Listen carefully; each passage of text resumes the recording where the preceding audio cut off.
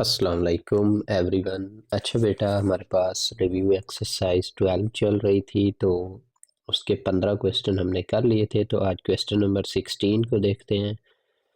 तो इसमें कहता है कि find standard deviation by proper mean formula. तो आप जब एक्सरसाइज में देखेंगे तो हमने स्टैंडर्ड डेविएशन हमारे पास कैलकुलेट किया था। उसके दो फार्मूले पड़े थे, एक हमारे पास इनडायरेक्ट मेथड वाला था, एक डायरेक्ट मेथड वाले था। एक को हम प्रॉपर मीन फार्मूला कहते थे, आपके नोट्स में लिखा हुआ है उनके साथ। तो जस्ट फार्मूला याद रखना है। तो मैंने जैसे कहा था कि जिस क्वेश्चन में भी आपने टेबल वगैरह बनाने होते हैं, ये सारी चीज़ें, उसका पहले पहले आपने डायरेक्ट फार्मूला ही लिखना है, वहाँ से हर चीज़ क्लियर हो जाती है।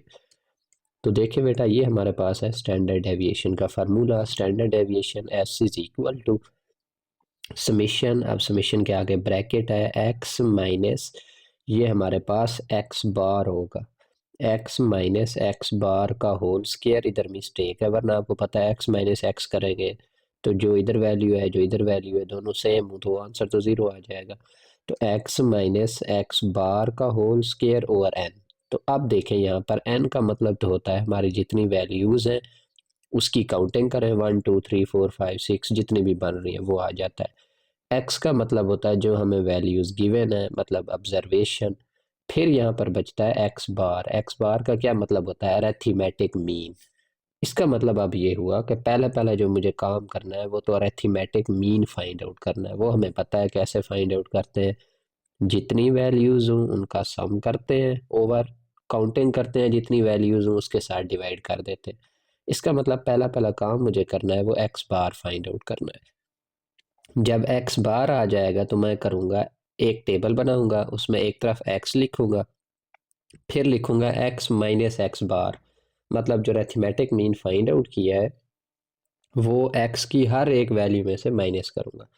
उसके बाद उसका जो आंसर आएगा उसका स्केयर भी लेना है, एक्स माइनस एक्स बार का होल स्केयर उसे चाहिए। तो फिर एक और कॉलम बनाऊंगा, उसमें जो मेरा आंसर आया एक्स माइनस एक्स बार का उसका स्केयर लेता जाऊंगा। स्केयर आ जाएगा, फिर इधर देखें तो समीशन लगा हुआ है, मतलब उस सारे कॉलम का सम कर लूँगा। तो ये वाली चीज़ मेरे पास आ जाएगी और सिर्फ मुझे यही चाहिए, एन तो वही काउंटिंग है जितनी वैल्यूज़ हैं। तो अब देखिए हमारे पास बेटा, ये मुझे वैल्यूज़ गिवन है जैसे हमने अभी पैटर्न बनाया था। तो इसका मतलब इनका पहले पहले अरिथमेटिक मीन फाइंड आउट करना है। उसके लिए क्या करेंगे, 5 + 4 + 8 + 9 + 12 + 10, ये सारी वैल्यूज़ हैं। इन सब को सम करके ओवर जितनी ये वैल्यूज़ हैं उसके साथ डिवाइड कर देंगे। 1 2 3 4 5 6, तो 6 वैल्यूज़ है। इन सब को ऐड करके 6 के साथ बेटा क्या कर देंगे, डिवाइड। तो आप ऐड करेंगे तो आंसर हमारे पास कितना आ जाएगा, 48।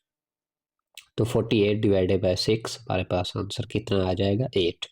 तो ये बेटा एक्स बार आ गया। अब मैंने कहा कि जो हमें ये वैल्यूज़ गिवन होती है ये ऑब्जर्वेशन होती है एक्स। तो ये देखिए ये एक्स बन गया। अब एक्स में से एक्स बार को माइनस करना है। अब एक्स बार आपका कितना आया था, 8। ये डायरेक्ट कर रहा है, 5 माइनस 8 आंसर कितना आ जाएगा, -3।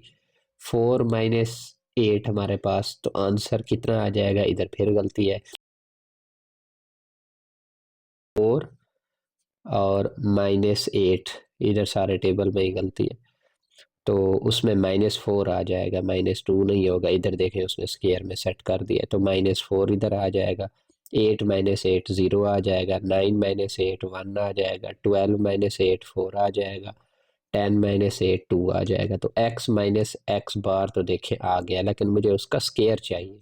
तो स्केयर तो आसान होता है, 3 का स्केयर 9, 4 इधर आया था -4, उसका स्केयर 16, 0 का 0, 1 का 1, 4 का 16, 2 का 4। तो अब मुझे चाहिए समीशन x माइनस एक्स बार का होल स्केयर। तो इस सारे कॉलम को बेटा मैंने क्या करना है, समीशन लेना है, ऐड करना है। तो ऐड करेंगे तो बेटा इसका आंसर कितना आ जाएगा, 46। और वैल्यूज़ कितनी थी वो आपको पता है, 6 है। तो ये आ गया 46 ओवर 6 इसका अंडर रूट। तो ये बेटा आप कैलकुलेटर पे डायरेक्ट करेंगे तो आपके पास एस आ जाएगा 2.768। तो ये हमारे पास था क्वेश्चन नंबर 15, उसके 16। तो उसके बाद बेटा 17 18 जस्ट दो डेफिनेशंस ही हैं। तो आज हमारे पास रिव्यू एक्सरसाइज जो 12 है वो कंप्लीट हो चुकी है। मिलते हैं अगले लेक्चर में।